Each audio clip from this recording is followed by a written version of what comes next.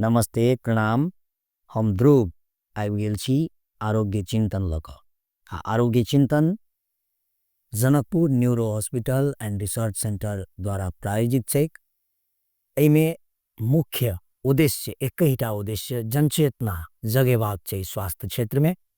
तऽ एहि संदर्भमे आइ विभिन्न विषय सब पर बातचीत होइत रहैत छै। जखन कोनो पेशेंट खास कऽ कऽ न्यूरो के संबंधी जे पेशेंट रहै छै से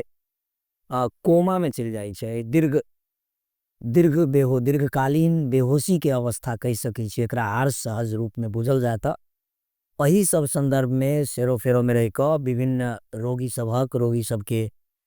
जे देखभाल करै छथिन तिनका सबके आ संबंधित परिवार के व्यक्ति सबके बातचीत लऽ कऽ सेहो आजुक कार्यक्रम हमरा लोकनि प्रस्तुत करऽ जा रहल छी। एहिमे किछु विशेष रूप में जानकारी देबऽ लेल न्यूरोसर्जन डॉक्टर विजय कुमार राउत सेहो छथि, तऽ हुनको संग बातचीत हेतै। तऽ ई कोमा आखिर छै कि, तऽ डॉक्टर साहब हम सीधा अपने दिस जाय चाहबै जे ई कोमा छियै कि? नमस्ते, धन्यवाद। हम डॉक्टर विजय कुमार राउत न्यूरोसर्जन के हैसियत से Janakpur neuro hospital and research centre में कार्यरत छी। जी ई टॉपिक जे अपने कहल गेले कोमा, ये बहुत सुंदर एगो टॉपिक है, सेंसिटिव टॉपिक है। एक के बारे में बुझना है बहुत जरूरी है। कि जते मिथिला के परिवेश में अथवा मधेश के परिवेश में जते पेशेंट आ रहल है कोनो हिसाब से कोमा में बेहोशी के हालत में आ रहल है, तो कोमा के मतलब है बेहोशीपन, बेहोश होना है। मतलब कोनो रोग के कारण हो, चाहे चोटपटक लागला से हो, चाहे ब्रेन में ट्यूमर हो, चाहे हेमरेज हो, चाहे स्ट्रोक हो, चाहे ब्लड शुगर ज्यादा बढ़ के भी डायबिटिक कोमा हो, विभिन्न कारण है कोमा के। लेकिन मोस्ट कॉमन जे हम फेस कर रहल छी अभी हॉस्पिटल में, जे वो चैलेंज के रूप में है मध्य प्रदेश के जनता सब के बुझा के लागी,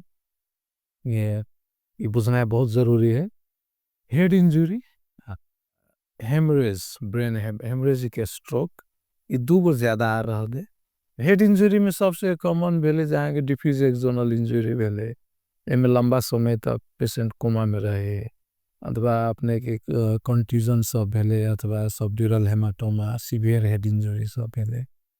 इस सब में है जना कॉमन चीज सब पेशेंट के बुझावे में बहुत गार होइत रहे। की सब जना खास क क ई जे अपने कहलिए कत अचेतन बुझाई छै या कत अशिक्षित बुझा रहल छै? मतलब सबने शिक्षा तो हेबे करे बहुत, माने की सब कोई क्वेरी रहे छै उनका सब? सबसे पहिनका तो विश्वासे के हमरा कमी बुझायल, दोसर में शिक्षा के कमी बुझायल। एक जनता के एगो बेसिक कॉन्सेप्ट नहीं मालूम है कि मेडिकल साइंस पूरे वर्ल्ड वाइड में सेम है। सबसे पहले दी बुझाइत रहे कि कहीं बाहर ल जाबे तो बच जाते की, लेकिन सबसे दोसर केस में तो ल जा सकते, लेकिन हेड इंजरी के केस में के आएंगे जत्ते जल्दी होकर उपचार शुरू करबे उतने प्रोबेबिलिटी ज्यादा है जान बच सके। हमरा मैक्सिमम पेशेंट जे अभी ओकरा नो टाइम टाइम नहीं रहे आएंगे तुरंत ओकरा अगर सर्जरी निकले, अगर तुरंत ओकरा जगह सर्जरी नहीं हो है। ये अपने के बात मात्र नहीं कि समग्र में देखल जाए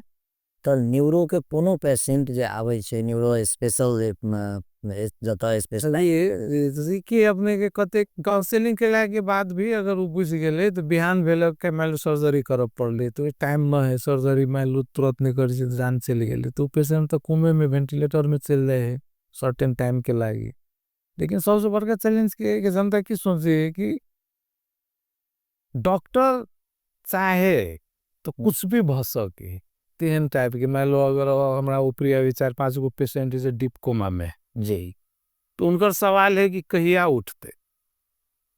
पेशेंट। तो हम पूछे छी अभी कहिया उठते डॉक्टर साहब? वो सब देखल जाओ तो कहिया उठते ही हमरा हाथ में ना है, हमरा हाथ में उपचार है। हम ज्यादा से ज्यादा हम प्रयास कर सकते एगो बिरानी के उठाला की चीज के जरूरी है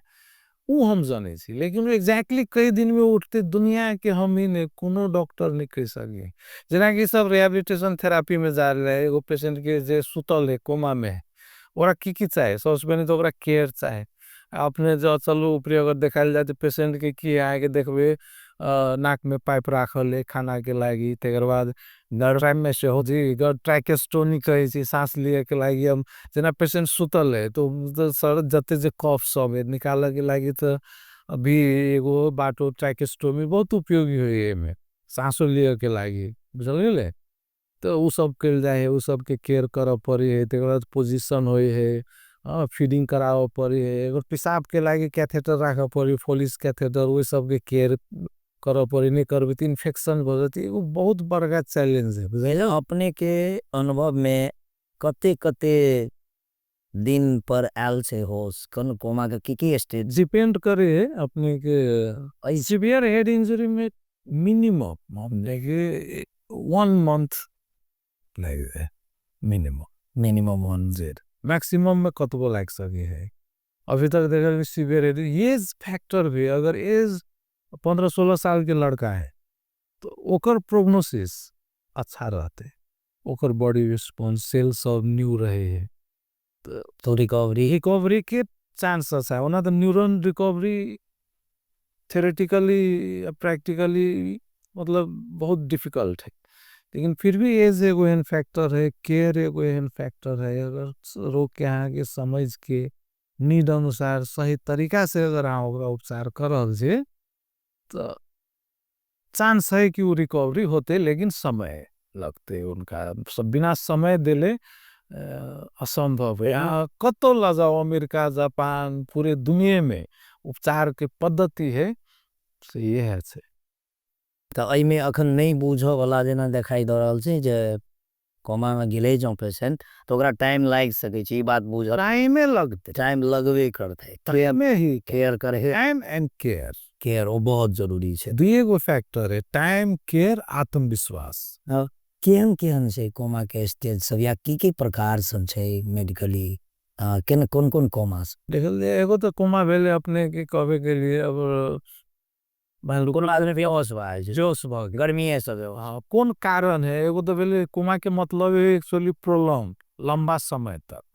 बुझलिए अगर क्यों कोमा में मिनिमम अगर 1 वीक है तो टेम्पररी भेले 1 वीक 2 वीक से ज़्यादा है तो परमानेंट भेले क्यों परमानेंट वेजिटेटिव क्यों सालों तक कोमा में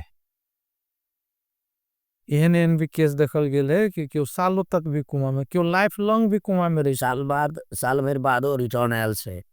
हाँ बहुत है जी जी रिटर्नो आयल तेनो केस है वेजिटेटिव स्टेट कहल जाए क्यों टेम्पररी भेले एकदम मान लो आधा घंटा के लागी मूर्छित भ गेले 1 घंटा के लागी मूर्छित तो ओकरा कोमा नहीं कह सके छे लेकिन एगो अनकॉन्शियसनेस बेहोशी के अवस्था में कह सके छे डायबिटीज लॉन्ग टाइम ल लेल के तो कोमा हो जेते हो जी जी एक दिन भगले त कोमा के सही मतलब है अपने के कि लंबा समय तक बेहोश रहे ओकरा कोमा कहल कोमा से जखन निकले छिए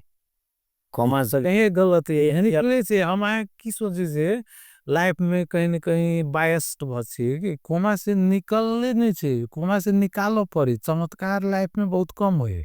जना हम मूवी में देखी छे कि फ्लैशबैक याद आले उठ गेली सब रॉन्ग कांसेप्ट है कोमा से निकले नहीं निकाल पड़े निकालल जाय छै जखन कोमा से अखने जो उपचार भ के एगोटे के देखली कोमा में गेल पेशेंट हरकर के युवा बुझालम जी जी जी जी सब 22 से 15 से 20-25 साल के बीच के लड़का सब मैक्सिमम मोटरसाइकिल एक्सीडेंट ओ व्यक्ति के जखन निकलल छी तो अखन चहा रहल छै बाज रहल छै ई सब की लक्षण ते चोट लगे ब्रेन में हर एक चीज आगे ब्रेन कंट्रोल करे आगे हर एक चीज ये ब्रेन एगो हम हमेशा कहसी ब्रेन है एगो ब्रह्मांड है यूनिवर्स है एमे यूनिवर्स में जत्ते चीज है ओत्ते चीज ब्रेनो में ओहे कंट्रोल करी हर एक चीज बुझलिए कहीं न कहीं हाई स्पीड भेले तो ब्रेन सेक भ जाए एकर जत्ते सर्किट है कॉमन भाषा में सर्किट ब्रेन में भी सर्किट सब है हां जेकरा हमारा सब ट्रैक्ट कहे छी कब भाषा में जे हर एक चीज जन हाथ से ले लेते एगो फाइबर सब है जे वो कंट्रोल करी मोटर सेंसर यहाँ के दर्द होए वो महसूस करे छे हैप्पीनेस महसूस करे छे दर्द महसूस करे छे नहीं जना डिप्रेस भ गेली हर एक चीज ब्रेन से कंट्रोल है क्यों ज्यादा वायलेंट है सोशल बिहेवियर के कोई व्यवहार अच्छा है क्यों ज्यादा बोल रहल है बुझल गेले हर एक चीज आगे ब्रेन कंट्रोल करे तो तेहने ये सब सर्किट जते ट्रैक सब है ये सब में आगे चोट के कारण ये ट्रैक सब डैमेज भले है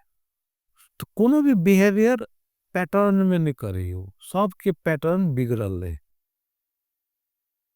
बुझल गेले आ एगो अवेक राखे वाला भी ठाव है जकरा रेटिकुलर सिस्टम हो अच्छा ई कहे जे कोमा में गेल पेशेंट कोमा में जे चल गेल से वो बेचारा बुझत रही छै सब किछ लेकिन ओकर रिप्लाई नहीं करे छै कि सच्चे छै सबके जी जी जी बिल्कुल बिल्कुल अब अते चीज है ब्रेन में हर एक चीज तो डैमेज नहीं रही है कुछ चीज होकर मान लो अगर रेटिकुलर सिस्टम अगर खराब है जे में हमरा यहाँ के मतलब अवेक मतलब होश में रखे उ चीज मात्रे अगर ओकर डैमेज है बाकी सेंसरी सिस्टम अगर अच्छा है अगर जे सुन रहल है महसूस इमोशन सेंटर सब जैसा कते पेशेंट है न भी जे आँख नहीं खोलक अपने के बेहोश रहे लेकिन वो हर एक चीज सुनित रहे महसूस कहत ना वो एक में से आंसू अभी तक मतलब वो भूख लगले ओहू के अनुभूति करी थे एक्सेप्टली यस यस यस अब वैसे में ओकरा खा बाज नहीं सकै छै यस बाइजनेस माने बिग ओकरा केयर के लेल बहुत ज्यादा बहुत बहुत बहुत एहन में कि हम सब एक्सपेक्ट के लिए कि फैमिली मेंबर से सोसाइटी से हमरा सबके भी कोऑपरेशन के जरूरी पड़े जे कि दिखाई नहीं दर जे न है मतलब हम सब एगो इंसान छी डॉक्टर छी तो इंसान छी लेकिन अत्ते ज्यादा हैरेस करबे मान लो अगर 10 आदमी के वो सवाल पूछते हमर जवाब वो है लागे हम सब हमरा अनुसार तू बेहोश में है या हम कभी उठ जाते से वो बात ना बदल गेले कोऑपरेशन के जरूरी पड़ी जे अभाव है मैक्सिमम आदमी आएंगे बुझाला रेडियो ना है लेकिन यह आदमी अगर को तो बाहर जाए है अगर ओकरा कुछो कह दो तो बुझते कते एन पेशेंट अभी मतलब इंडिया से आयल बाहरों से आयल गलत ट्रीटमेंट भेले होगा लेकिन ही इज फाइन हैप्पी मतलब ओकरा वो अनुभूति ना है कि ओकरा साथ गलत भेले लेकिन वो हैप्पी है लेकिन यहाँ कतबो अच्छा कदी एकटा सामाजिक परिवेश के वो अवस्था जी तो कनी देना है कनी दिक्कत तो है काम करना है ना ऐसे बात नहीं लेकिन यते बुझा पड़े कि हमरे फैमिली की एकटा बड़ा महत्व अपने संवेदनशील बात तखन कहने चलिए जे मतलब में मधेश के क्षेत्र में अत्यधिक रूप में कोमा के पेशेंट था बहुत बहुत एन कंडीशन में अधिकांश उपचार के अभाव में मृत्यु के कगार में से हो जा रहा है जते पेशेंट अभी हमरा आईसीयू में है अगर ये पेशेंट सब के तुरंत उपचार नहीं होते एको गो बाँचे वाला नहीं सब स्पॉट डेथ करा वाला सब पेशेंट एग्जैक्टली हमरा ये अभी जे ऊपरी वायुस नाम के लड़का है हमरा खुद हैरान छी वो जिंदा के ना तक कायल खन जे स्टेज में वो आयल रहे जे स्टेज में हम सब उपचार शुरू के लिए जे स्टेज में ऊपर सर्जरी भेले वो नो रिस्पॉन्स स्टेज में आयल रहे लेकिन उम्र है खाली एज एगो फैक्टर है 16 साल उम्र है कि 15 हो सके छे बढ़िया समय पर उपचार भेले लेकिन ऑपरेशन केला के जस्ट बाद जे हम देखली ब्रेन के अवस्था तो पूरे सूजन तो हमरा नो हो लेकिन ऊपर वाला है सब देख रहा से ओ मछली दो पर है मैक्सिमम एहने अभी अपने के जरा कनको समय रहे वो तो थोड़ी मुख्यतः लव के चाहवे करी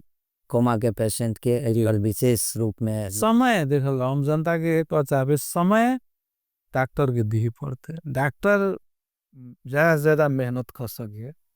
आगे समझ में नहीं आ रहा है तो डॉक्टर से पूछो की रोग है ना है आई गेल गूगल के जमाना है हाँ चेक कर सकी सी लेकिन बुझा तो पड़ते आई नहीं का कि कोमा है कि एकर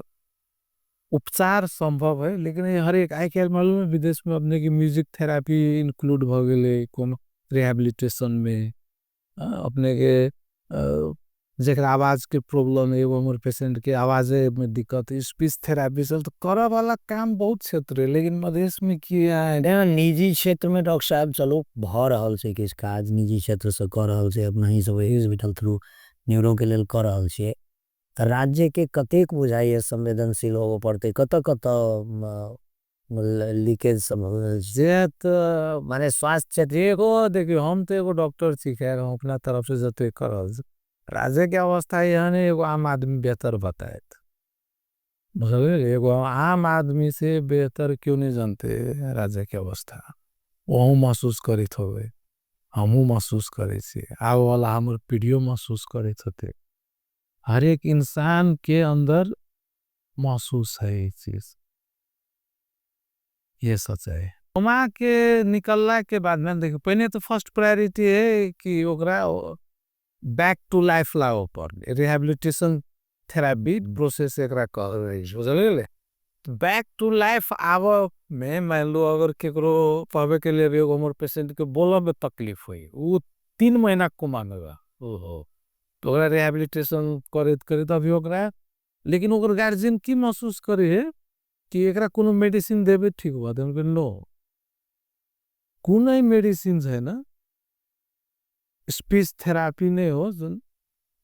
राम्रो बनाउन सक्छ। तो उनका असल के हम स्पीच थेरेपी के बारे में समझे लिए ये चीज की है, जना एगो सिंगर रियाज करके सिंगर बनी, जी बुझले में तेहने स्पीच थेरेपी की प्रॉपर टेक्निक यूज केला से सुधार भ सकी। 100% नहीं होते, 10% 20% धीरे धीरे, ये सब डेडिकेशन मेहनत लगन की चीज है। ये दोसर रोग लेखा ना है न्यूरो, एक अच्छा न्यूरोसर्जन बनला भी यहाँ के डेडिकेशन चाहिए, पेशेंट के ठीको कराला डेडिकेशन चाहिए, एमे हर एक आदमी के सपोर्ट चाहिए, बिना एक राज्य से लके अभिभावक के सोशल जते सोसाइटी सब के चाहिए, तकर बादे वो पेशेंट प्रॉपर रूट में एग्जैक्टली यहाँ चाहिए यहाँ के गांव के छिमेक के अगर पेशेंट अच्छा हो तो आगे डॉक्टर के वो फैमिली के कोऑपरेट करे पर। कोमा अर्थात दीर्घकालीन बेहोशी जाय संदर्भ में डॉक्टर साहब अखन अत्यंत महत्वपूर्ण बात कही क एहि कार्यक्रम के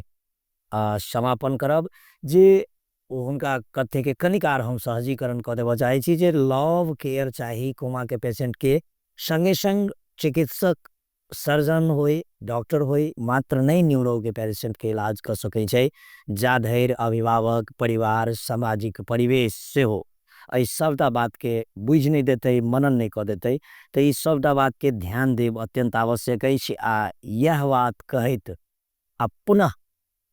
अगला कार्यक्रम में कुछ नया विषय वस्तु पर स्वास्थ्य संबंधी चर्चा करब, आरोग्य चिंतन लक अवश्य आब टीवी टुडे सो।